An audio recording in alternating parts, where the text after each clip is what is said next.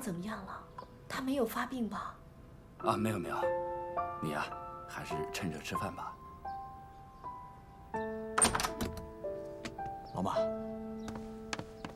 怎么样？东东还是没有找到。嘘，你先去吧。啊，哎，好。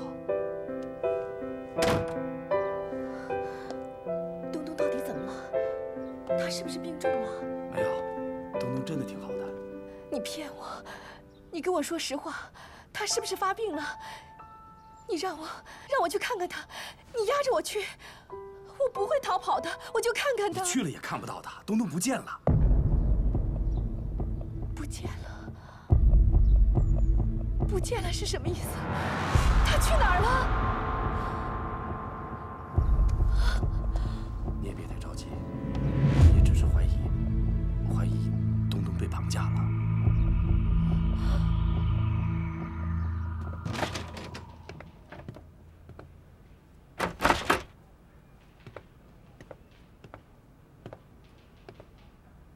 刘维娜的事件有结果了吗？一会儿就好。没有人教你敲门吗？万一胡法医在里面做什么不方便的事情怎么办？我懒得理你。哎，怎么回事啊？有新发现。这是什么？他的掌纹上有字。是篆书。刘芳。应该是一枚私章，是刘老爷的私章。相机。这不可能吧？这枚图章一直锁在我的保险柜里，只有我知道保险柜的密码呀。可是它却印在你女儿手掌的皮肤上。这个和她被杀害有关系吗？你女儿知道保险箱的密码吗？不知道。只有一次，我开保险柜的时候没有回避她。那你女儿一定是看到了保险箱的密码。有可能。但是这保险柜里没有任何她需要的东西啊！她要这枚图章干什么呢？她完全没有。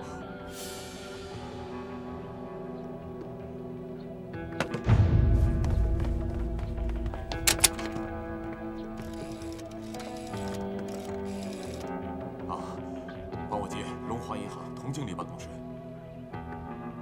童经理吗？我是刘芳啊。我太太那笔信托基金现在情况怎么样啊？什么？什么时候？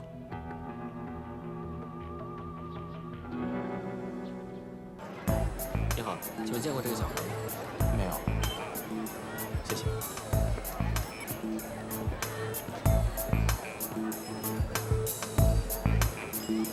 见过这个孩子吗？最近没看见过。谢谢。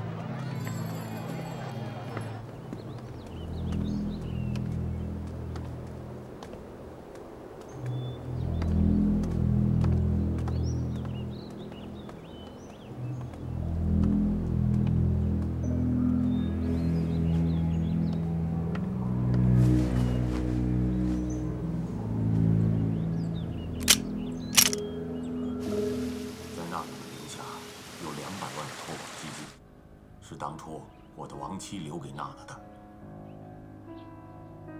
按照约定，娜娜满20岁出嫁之后就可以解冻这笔资金。可是解冻手续要用我的专用图章才行，就是照片上的那枚。可是却在你不知道的情况下，那笔钱已经被解冻了，是吧？是的。刚才银行在电话里说，就在昨天。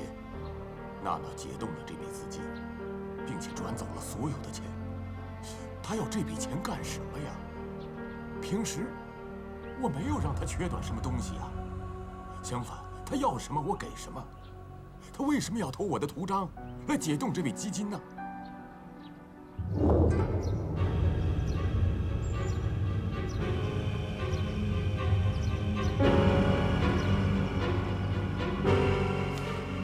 凶手一定是为了这笔钱才杀了娜娜的，一定是的。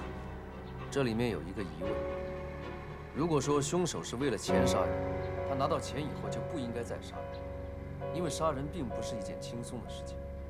你女儿刘维娜已经神不知鬼不觉地把这笔款子转走了，她现在只需要把私章偷偷地放回保险柜就没事。但是凶手为什么还要把她杀死？这当中一定是有原因的，凶手一定是另有图谋。他真正的目的并不是钱，而应该是你保险柜里别的东西。刘老爷，你保险柜里除了图章以外，还有什么其他的东西？这跟这个案子有关系吗？有很大的关系，这应该就是凶手行凶的根本动机。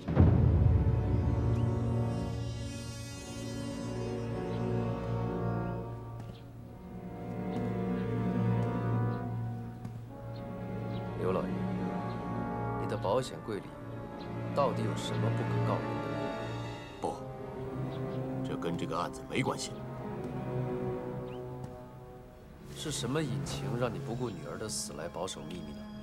你是一个商人，可是现在却跟海军的高官有来往，看样子你们也不是朋友间的普通聊天。你是船商，难道海军现在已经对海上贸易感兴趣了吗？你的那枚私章是你女儿死亡原因最重要的线索，可是你在保护什么呢？能让你不顾女儿的死活？如果你亡妻在天有灵的话，会怎么想？我女儿死了，我心里当然十分的心痛。我晚来得女，她是我唯一的寄托。可是，你要查问的事情事关重大，不是我能做主的。那就把能做主的人找来。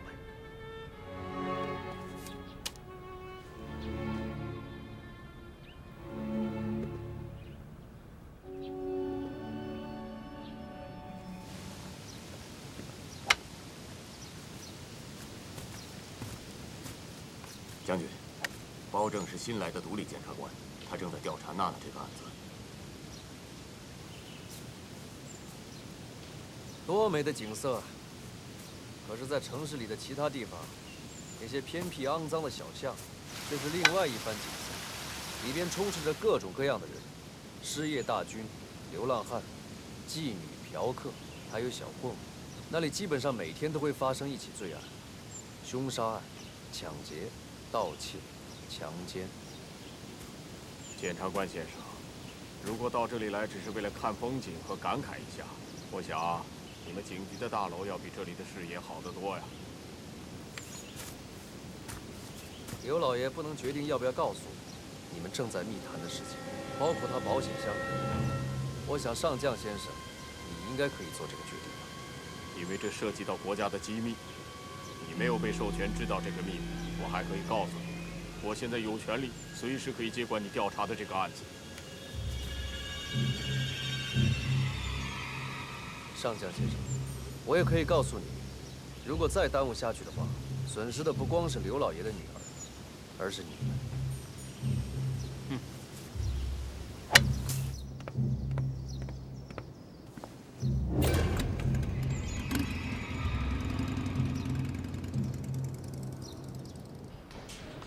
什么破案子？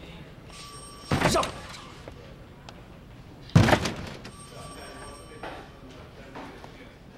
怎么了？啊，老马，怎么了这是？谁惹咱包大检察官发这么大火？不是我，那就是你。我宣布，今天开始我放假了，这个破案子我不管了，那些老爷我也不伺候了。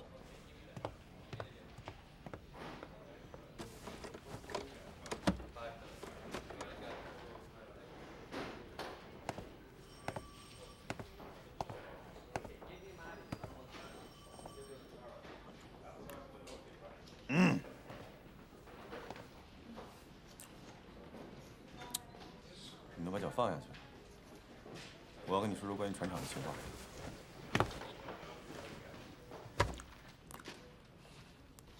你没听到我刚才的宣布吗？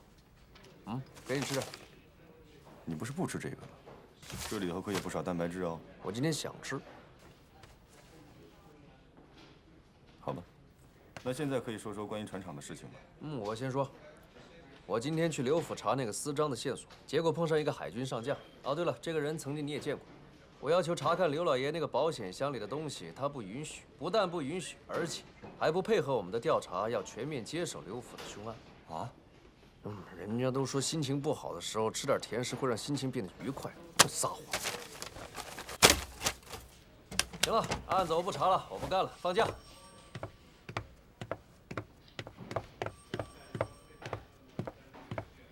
大家都别干了，放假了。放假了，放假了。我们和他不是一个部门啊，该干嘛干嘛。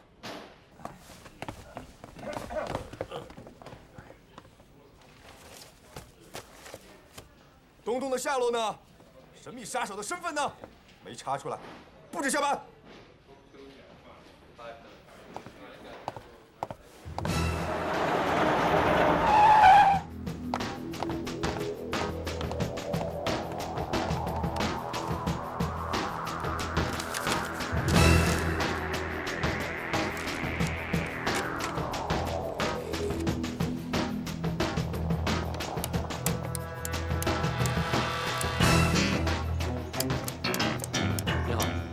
见过这个牌子吗？没有。谢谢。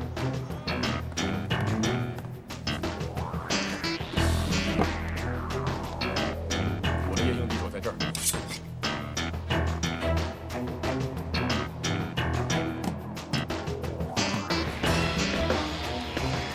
有没有见过？没有没有没有。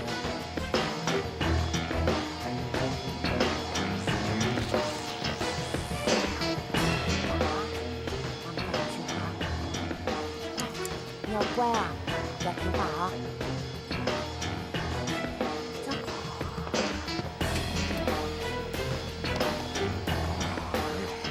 哎，赶快坐下。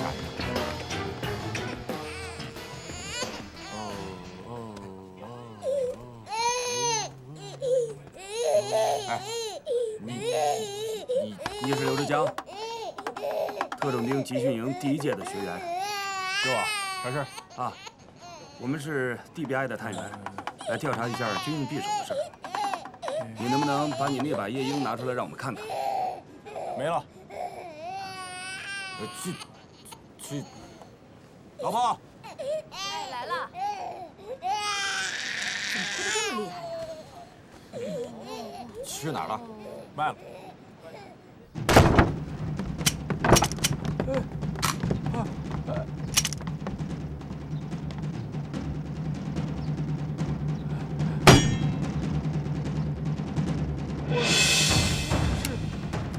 收藏而已啊！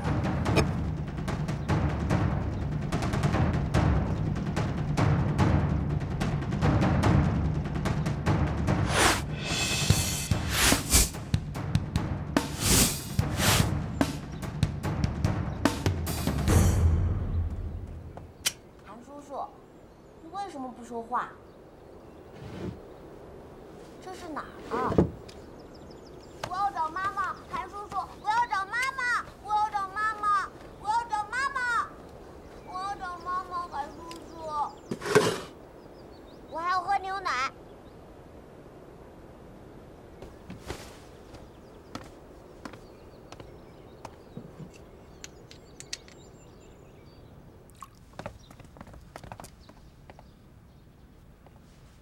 把他给我带回去，接着查。韩叔叔，我还能再见到我妈妈吗？不一定。你是不是坏人？还记得吗？妈妈跟我说过，做人就要做好人，好人才会有好报。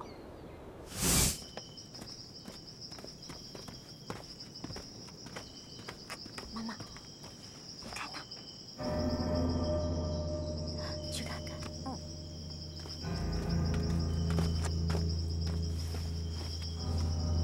把它翻过来。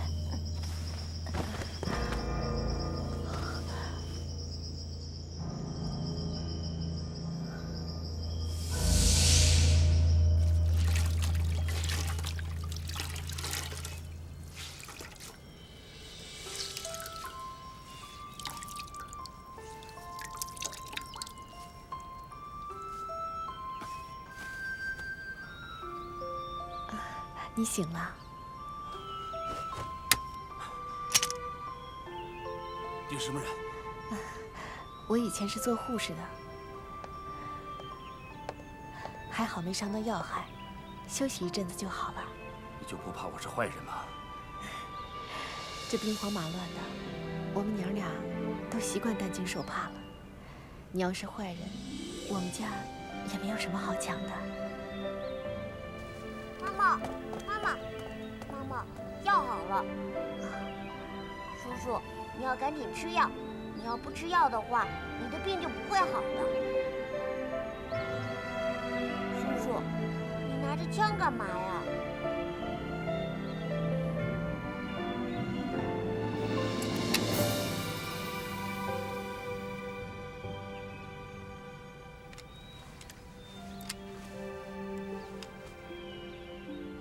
东东，喂叔叔吃药。叔叔，吃药。谢谢你们。韩叔叔，妈妈不在，你陪我玩。玩什么？玩纸牌。我经常看到大人玩，可他们都不带我。这个没什么好玩的。你想不想画画？嗯。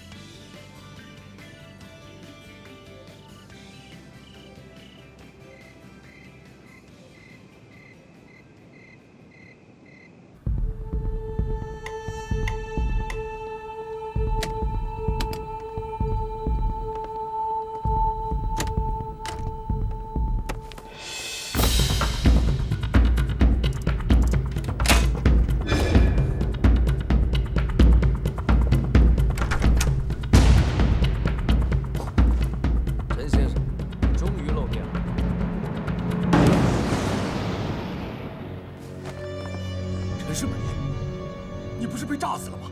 怎么还活着？对，是炸死，不过是欺诈的诈，不是爆炸的炸。这到底怎么回事啊？诸位，其实蓝杏仁案件从头到尾都是陈世美先生精心策划的阴谋。我先来说说蓝杏仁的首次表演——世贸大厦坠楼。其实赵小曼当时完全就是一个无辜的牺牲品，但是却达到了3个目的。第一个目的，坠楼案当众发生，引起了警方极大的注意。第二点，赵小曼之死诱导警方把调查方向定为情杀。第3点，也是最重要的一点，就是警方从赵小曼这条线索可以顺着找到陈世美，这样一来，你就可以按照自己的计划实行自己第二个步骤——诈死。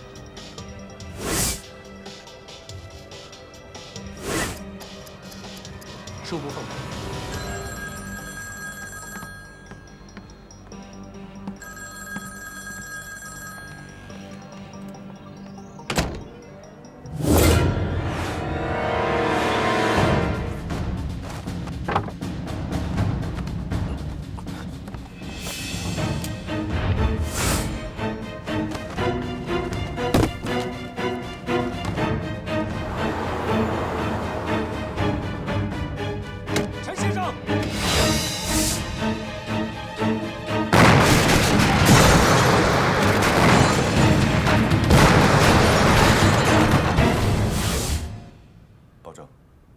那你推理的依据又是什么呢？在整个诈死计划当中，一直存在一个疑点，或者说技术难度，那就是如何让一个替死鬼在衣柜里面老老实实的待着，不挣扎，也不出声。那还不简单？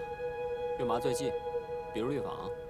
可是，在验尸报告中表明，诈死者身上并没有任何麻醉剂的成分。结论是没有。 死者的体内没有任何吸入、皮肤吸收或是其他来源的麻醉剂。难不成是把人打晕了？也不对，尸检报告里也未提及头部曾被撞击过。这就是陈世美先生的高明之处，他做的几乎是天衣无缝，可惜还是被我发现了蛛丝马迹。你发现了什么？一堆呕吐物。 和一根银针。起初，我并没有想通这些呕吐物和银针之间有什么关系。这不是绣花用的针，这是老中医针灸时用的针刀。如果是老中医用的针刀的话，它在本案当中起到了什么作用？果然使坏，是不是很麻呀？麻！怎么腿也麻了？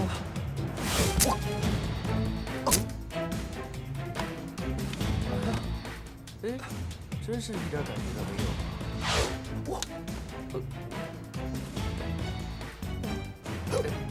我手和脚还动不了？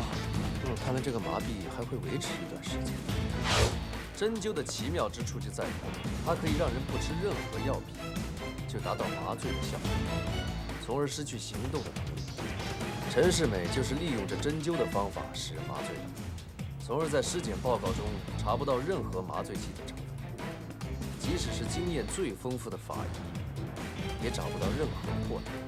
但是你却忽略了最重要的一点：麻痹可以使人昏睡，但是却有一个副作用，就是会产生呕吐，尤其是在那种封闭的、没有空气的柜子当中。那个替死鬼就产生了一次呕吐。 所以就有了那些呕吐物。还有一点，就是你在搬运替死鬼的时候，实在是太慌张了，以至于掉了一根针你都没有发觉。要是我的话，就不会犯这样的错误，因为昏睡产生呕吐，这是一个常识性的问题。案发现场遗落凶器是大忌，可是这两个错误都犯了。不过，你这个人确实算是心思缜密。 案件设计的也非常的巧妙，把警察全部都玩弄于股掌之间，是不是很有快感？我不知道你在说些什么。好吧，不过你能得到目前这样的效果，已经很难得了。如上所说，陈先生就是在这样被炸死之后，成为了一个隐形人。不过我当初并没有确凿的证据，所以。 并没有声张。哦，原来如此啊！那后来那次呢？在医院针对秦小莲母子的暗杀，那是陈世美为了把视线转到秦小莲身上，故意做给我们看。哦，虽然陈世美成功炸死，但是蓝杏仁不能马上停止行动，否则的话，警方很容易发现他的意图，所以必须有再一次的行动。 为前两次的行动做掩护。我就是要那个女人好看，不行吗？咱们两个的命都保不住，找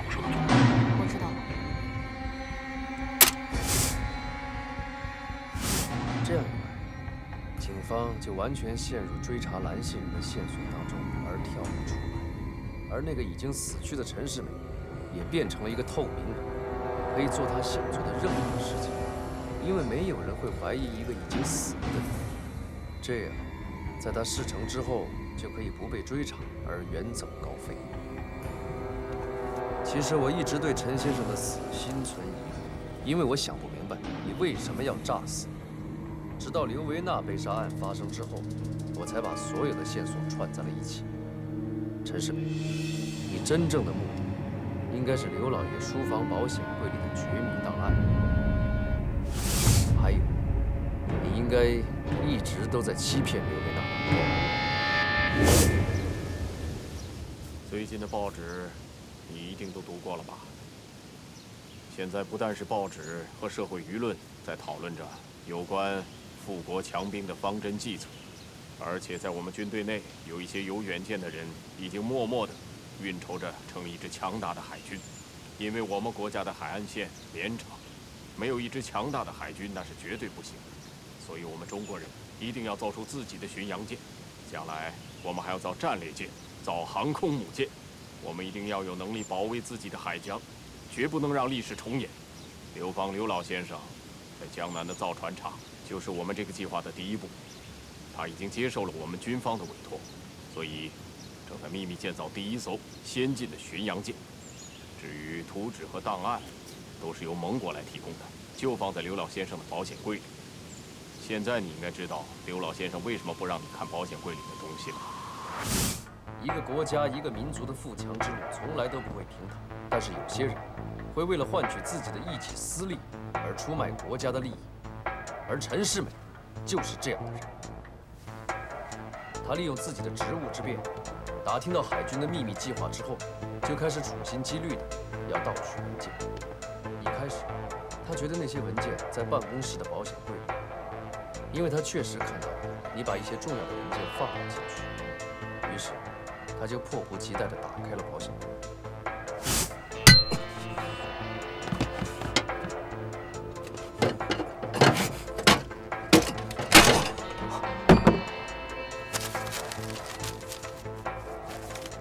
但结果呢？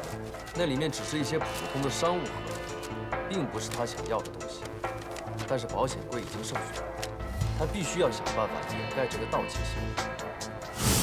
所以，他想到的法子就是炸毁办公室，这样既可以掩盖自己的目的，又可以金蝉脱壳，真是一箭双雕。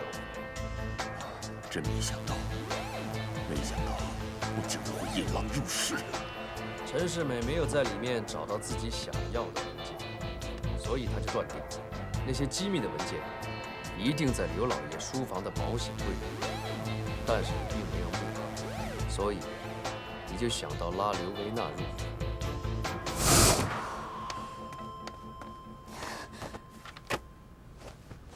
怎么了？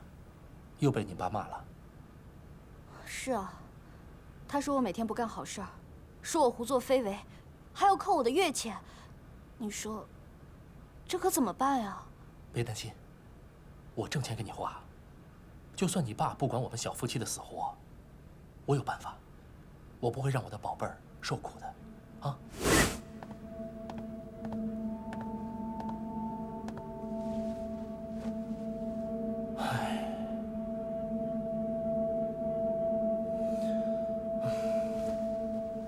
怎么了？这是？没什么。出了什么事儿了？我去跟爸爸说。没什么解决不了的。哎，这事儿啊，你爸爸他还真解决不了。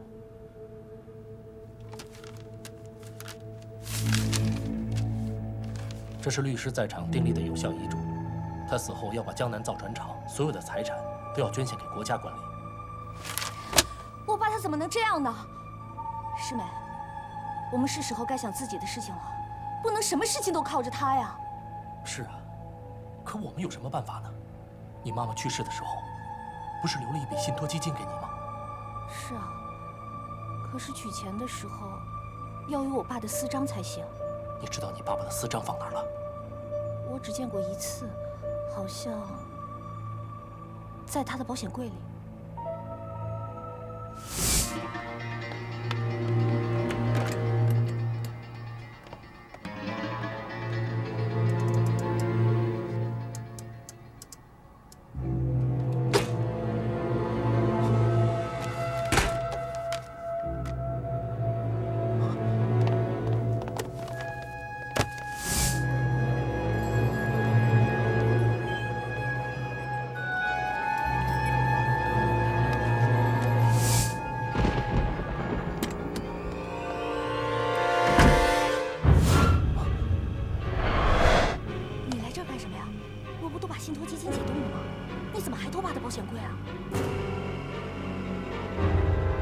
偷东西的！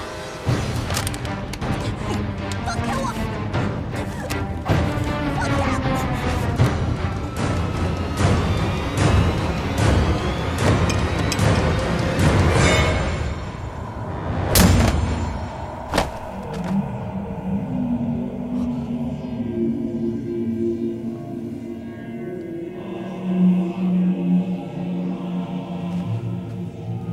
之前的一切都十分的缜密完美，直到刘府的凶杀案，才让你彻底露出了马脚。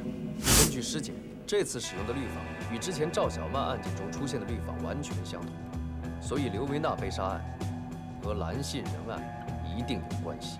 可是这次为什么蓝信仁不像以前一样发出死亡恐吓信？很简单的，因为这次行动恰恰是陈世美最不想让警方在场的一次行动。很聪明嘛。你接着说吧。陈世美最不想让警方在场的行动，就应该是他最真实的目的，所以我断定，他一定会伺机行动，再次来书房盗窃文件。在草坪上的争执，大开 party 的举动，都是为了麻痹在暗中监视的陈世美。只不过我的演技太好，诸位都被我蒙过去了。你呀，不做演员太可惜了。对不起，我要是演得不好的话，陈先生怎么会麻痹大意呢？他要是不麻痹大意的话，今天晚上怎么会来到书房再一次盗窃图纸？我还有一个问题啊，这个笔迹鉴定是一个女人写的，那个女人到底是谁啊？这个女人就是刘维娜。陈世美说服刘维娜加入自己的计划之后，就让刘维娜按照自己的指令写了蓝信仁的死亡恐吓信，即便他被炸死之后，也依然用电话遥控刘维娜，向警方继续发出恐吓信。起初前2封信没有任何问题，直到第3封信才出现了纰漏。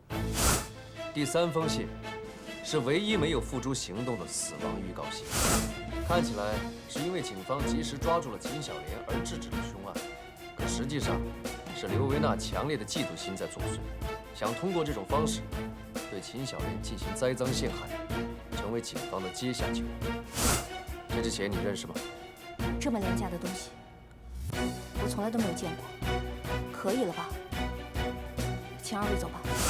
但是刘维娜却不知道，警方已经顺藤摸瓜找到了秦小莲的住址，我便发现第3封恐吓信来得蹊跷。因为如果秦小莲真的是蓝信仁的话，她怎么会把自己的住址预告给警方呢？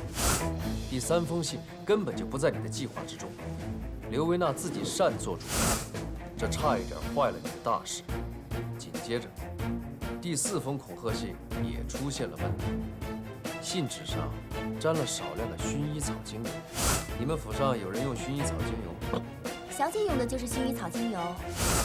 我从女仆口中得知，刘府上下只有刘维娜使用薰衣草精油。我想，刘小姐一定是在做皮肤护理的时候写的这封信。后来，公孙探长也检查了刘维娜的笔迹，和蓝信仁的完全吻合。在这一点上，我的判断和公孙探长的完全一致，可谓是殊途同归。而在赵小曼坠楼案当中，也是刘维娜分别给秦小莲和赵小曼打了电话，把他们同时约到了世贸天台。秦小莲因为不熟悉赵小曼的生理，所以信以为真；而赵小曼呢，因为觉得她跟陈世美的私情败露，大老婆要找她摊牌了，所以也就匆匆地离开了凯旋饭店，赶到了世贸天台。这也就是为什么赵小曼在见过秦小莲之后说，她还要再等一个人。你走吧，我在这里还有一个约呢，等有消息了，我会通知你的。可惜啊，他等来的不是刘维娜，而是一位化妆成垃圾工的死亡使者。这个人就是达叔。达叔被你收买也并不奇怪，因为达叔对刘维娜言听计从，忠心耿耿。在这个计划中，刘维娜出于计要求杀死赵小曼后嫁祸给秦小莲，达叔成了你们的杀人工具。我不得不说，检察官大人的推理十分精彩，但你却忘了一个最大的问题：你的推理言行缜密，但是你却完全没有我杀人的证据。在法律上有谋杀罪、暗杀罪、刺杀罪，可是却没有自杀罪。把自己炸死，并不触犯法律。雇凶杀人，你也没有人证物证。至于说盗窃国家机密罪，也就更没有证据了。或许，我只是想偷1、2根金条，顶多是小偷小摸，家贼难防。这都是你的诡辩。你拿出证据啊！好啊。从法律的角度讲，你确实可能钻了空子，但是我告诉你，陈世美，你涉嫌谋杀替死鬼，我们要把你拘捕，配合调查。邓超，拒捕他。陈世美，你有权利保持沉默，否则你所说的一切都将作为呈堂证供。你有权利在受审的时候请律师辩护，如果你付不起律师费，法院会提供免费的律师给你。你是否了解你的上述权利？带走，走。我不服。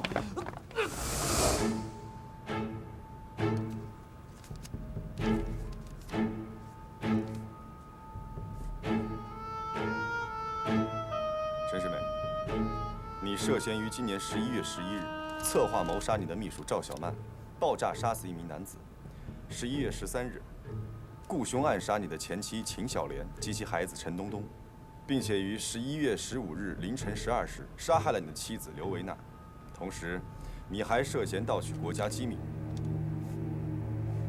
对此，你还有什么可说的吗？还是我之前对你们说的，我想偷1、2根金条。那么，你今年11月11日中午11点到1点之间，你去了什么地方？我在办公室。有证人吗？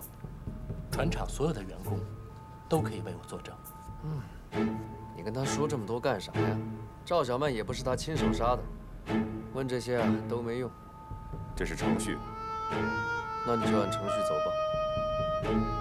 11月11日6点半，你策划谋杀1名男子。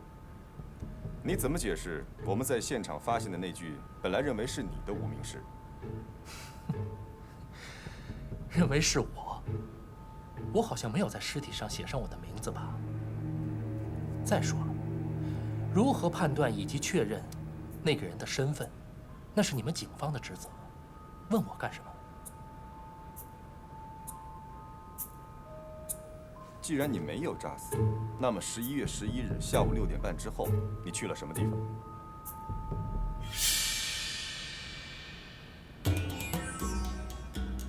不好意思，刚刚在你的手下抓我的时候，对我说了我的权利，我有权保持沉默。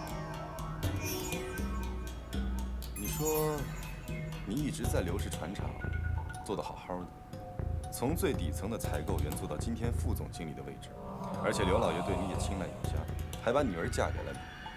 这个船厂以后不就是你的吗？你还有什么不满足的？对了，想起什么要说的了吗？刚刚你的手下还跟我说过，你们在审问我的时候，我有权请律师在一旁咨询，对吗？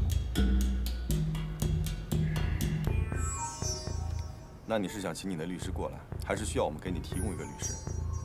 不用，我有自己的律师。那你要叫他过来吗？哎呀，我还没想好到底找哪个律师来呢。这就是你按程序走的结果。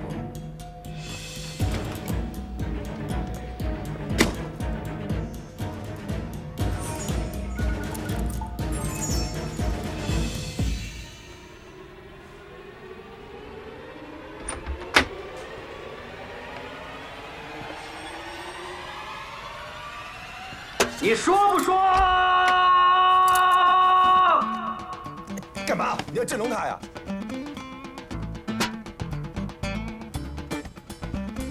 哎，我告诉你，你要是不说呢，我有的是办法敲你的嘴。说呀！如果你们有确凿的证据，早就对我提出起诉了，还用费这么大劲儿来审问我吗？哦，对了，我要提醒你们，如果你们没有确凿的证据，按照标准程序，你们只能拘押我24个小时。还有，如果不签弃权书，我可以告你们刑讯逼供。哦，好，你告啊，你告啊！